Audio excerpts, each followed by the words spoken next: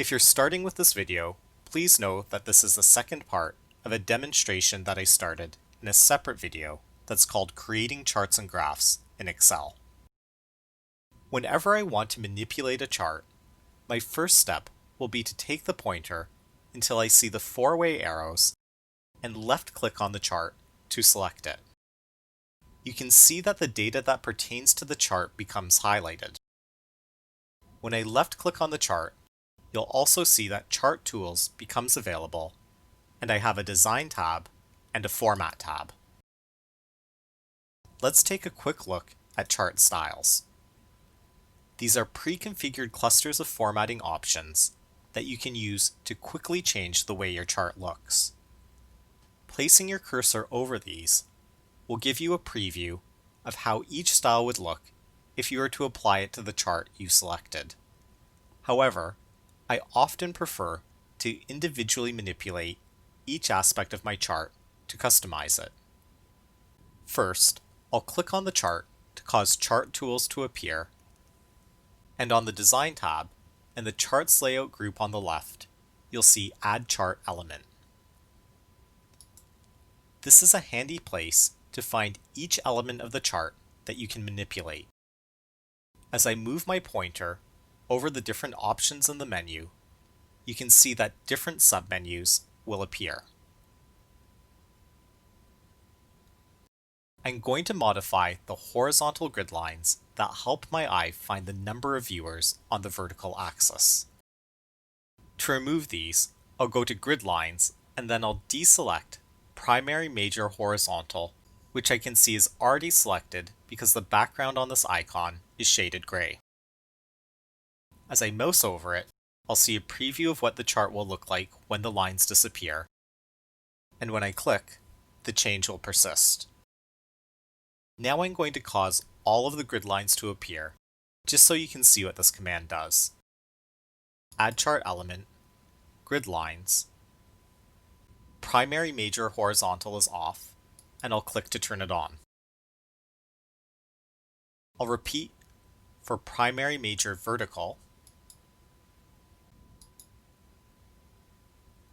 Primary Major Horizontal,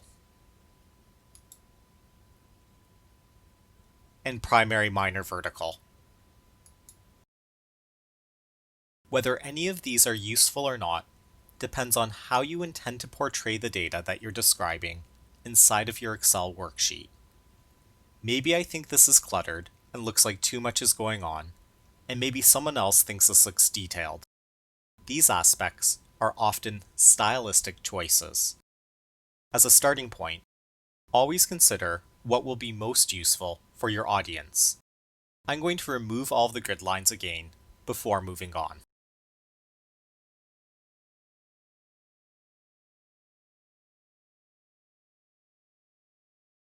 Maybe I want to add some more data to make this chart useful for my reader. Visually inspecting this chart, it appears that episodes 1 and 2 had the highest number of viewers, and then episode 8 had the next highest number of viewers. Of course, I could look into my data, and I could confirm that episodes 1 and 2 had 15.7 million viewers, and episode 8 had 12.7 million viewers. But I might want to display this in a visual way on my chart. If it's not already selected, I need to left-click on my chart to make Chart Tools appear. I'll go to the Design tab, and in the Chart Layouts group on the left, I'll click on Add Chart Element. This time I'll go to Data Labels. Right now, there are none, but you'll see as I mouse over these items that I'm able to make data labels appear in different places. But you'll immediately notice that these numbers can be hard to read. I often like to use the outside end data label. In displaying this data, perhaps I would have a reason to highlight some numbers and not others. Right now, I have data labels for each item, which of course could be useful in some circumstances.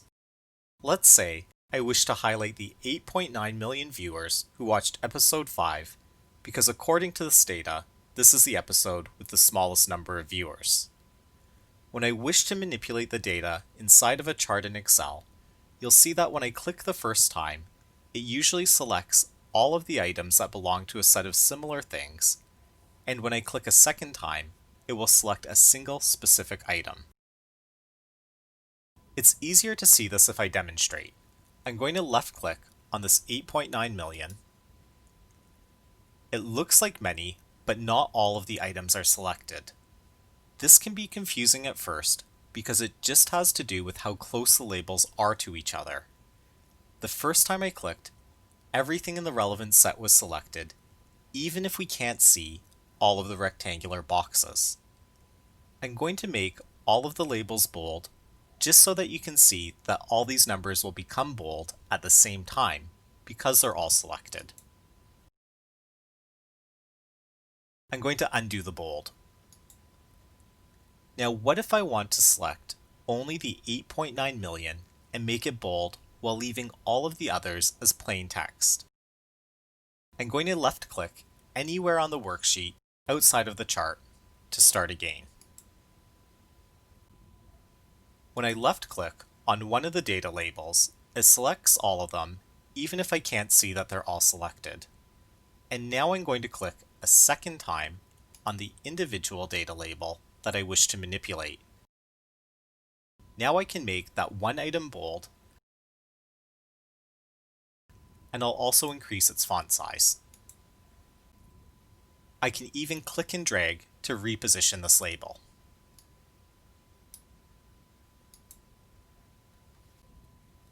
I'm going to move on to a different chart. This time, I only see the chart and the whole interface is the chart area. Selecting the whole pie or an individual piece of the pie works the same way as my demonstration with the data labels. Say I want to select this orange piece of the pie. The first time I click, it doesn't even matter if I select the orange one. I'll click on this blue area. The whole pie becomes selected. And the second time I click, if I'm on the orange slice, only the orange piece will be selected. I know this because these light blue circles only surround the orange piece. Maybe I'll left click and drag the slice away from the center of the pie to emphasize it. Again, Chart Tools is available, and I can go to Design, Add Chart Element, and maybe I'll choose Data Labels, Outside End. You'll see that the number 22 has appeared on the outside end of this orange piece. In my previous data, you may have noticed that every season has 26 episodes, except season number 2, which only has 22 episodes. I might have chosen a pie chart to emphasize how similar in terms of number all of the other seasons were, while offsetting season 2 to show it was the odd one out with only 22 episodes. I'm going to demonstrate a few more aspects that are under Add Chart Elements. Remember, one of the most frustrating things you might experience in all of the Microsoft Office software is not being able to find something that you know you've seen before because it's hidden. Some tabs will only appear after making a selection. Right now, the whole pie is selected, but I'll click outside of the chart area to undo the selection. Even though this pie chart is the only thing that occupies this tab, I still need to click on the chart area in order to make Chart Tools appear. I'm going to click on Add Chart Element and Chart Title. You can see that I'm using one called Above Chart, but I also have another option called Centered Overlay. I already included one data label, but I could include others if I wanted to. And right now, the legend, which connects each season to a color, appears at the bottom. Perhaps I'd prefer for this to appear on the left. If I want to manipulate something like the title, I can double-click on the words and edit the title. For this specific chart, it makes sense for me to explain only Season 2 had 22 episodes. Who knows why I would need such a silly chart unless I were teaching a computers course for paralegal students. The legend looks too small to me, and I have extra white space over here on the left side of the chart. I'll click directly on the legend, and then I can click any of these circle symbols to drag and resize it. To make the text bigger, I can still use the standard font size command on the Home tab. That's probably easier for most people to read. Of course, the 22 is also small, so I'll click on that. Maybe I'll click on bold and also increase the font size to help it stand out. I think the title looks too small, and it's easy for me to use the same method to make it bigger. I'll click on the title, I'll go to the font group and font size, and select a larger number. The chart itself will resize as I make these adjustments to help everything fit together in the same area. Another issue with this chart is that there are 3 blue pieces, and even though it's not all that hard to tell them apart from each other, maybe I would prefer to change the colors altogether. Remember, the first time I click on the chart, it will select all of the pieces of the pie, even though I've separated this orange one.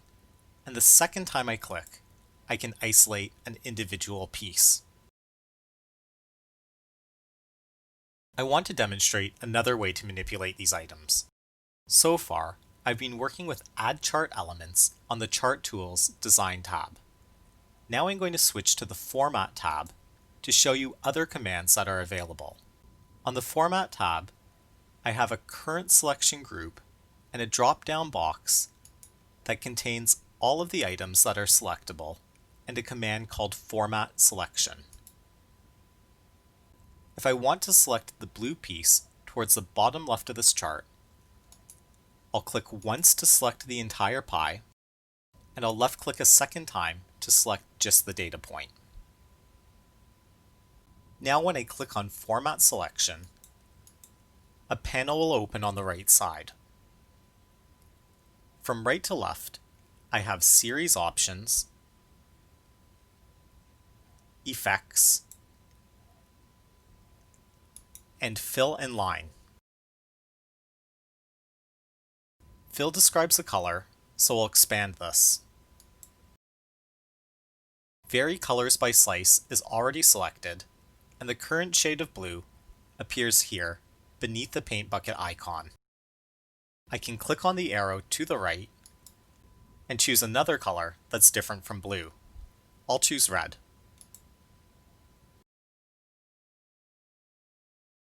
Up here, where I have 2 more blue pieces are side by side, I can repeat this procedure.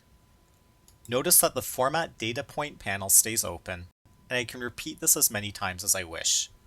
I'll make the one on the left purple. You will be able to find most of the items you wish to manipulate on Chart Tools, Design, Add Chart Element, or alternatively, you may wish to go to the Format tab, find the item you wish to manipulate inside of the drop-down menu, such as the legend, and then you can use the commands on the right that relate to that item. In Excel, there is often more than one way to achieve any individual manipulation, so explore these commands and find the method that's easiest for you to remember.